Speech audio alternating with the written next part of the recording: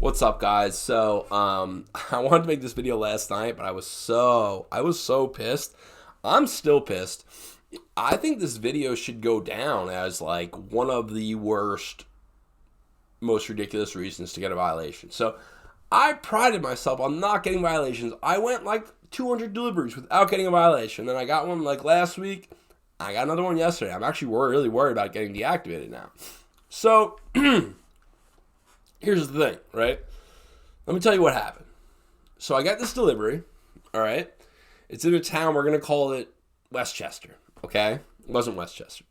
Westchester, all right? I get to Westchester, I get to the delivery, let's say it's an 8:32 drop-off, okay? So I'm there at like 8:31, and it's weird, I like can't find the address, and then I get a call from Doordash, and they're like, oh, hey, this person messed up the order. It's actually in Chesterfield, right? So Chesterfield now is 15 minutes away, right? My delivery time is 8:32. It's 8:31. So I'm like, all right, like, what do you want me to do? And they're like, well, you got to move it. You got to bring it there. And I was like, so immediately I'm worried about a violation. And I'm like, all right, like, but like, you know, this is an additional 5 miles and like, I'm going to be over 10 minutes. They're like, oh, don't worry. We're going to financially compensate you for the distance, and you will not get a violation. You'll see the app update. So I'm like, all right, cool.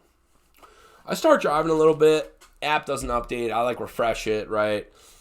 Now I'm starting to get worried, right? So I call into DoorDash. I get connected with somebody. I'm like, hey, like, here's the situation.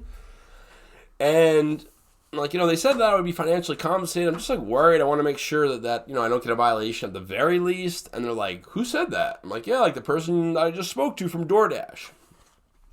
Turns out that person was from consumer support, which is a little bit different than Dasher support. And basically they were just saying whatever they needed to say to get me to deliver this freaking package or this food to Chesterfield, right? So I'm like, all right, so like, what should I do? And they're like, well, like, where's the new location? I'm like, all right, here it is. They're like, oh, it's out of zone, so we can't even compensate you. So I'm like, I literally don't even know what that means, but I mean, I do, but like, okay, whatever. I'm like, I'll whatever. I'm just gonna drop it off. So I rush there, wound up being 16 minutes late, and they gave me a damn violation, and I was not financially compensated. Now, here's where I need to take some of the blame, all right? One thing I always say with this type of stuff, and it should be a general rule in life, is to always use common sense, all right?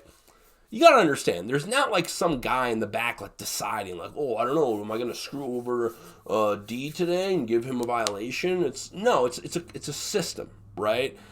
And if X happens, Y happens, right? So if you're over 10 minutes late, you're just going to get a violation. So what I should have done, right, is hit complete delivery and then brought it to the guy, which is so obvious. I knew I should have done that. And I almost did it, but I was like, I already got a one violation. I don't want to like mess around. So ultimately, my own stupidity. But I thought that was really messed up. And anyway, that's all I got. I hope you enjoyed the story. Make sure to smash the like button and subscribe to the channel.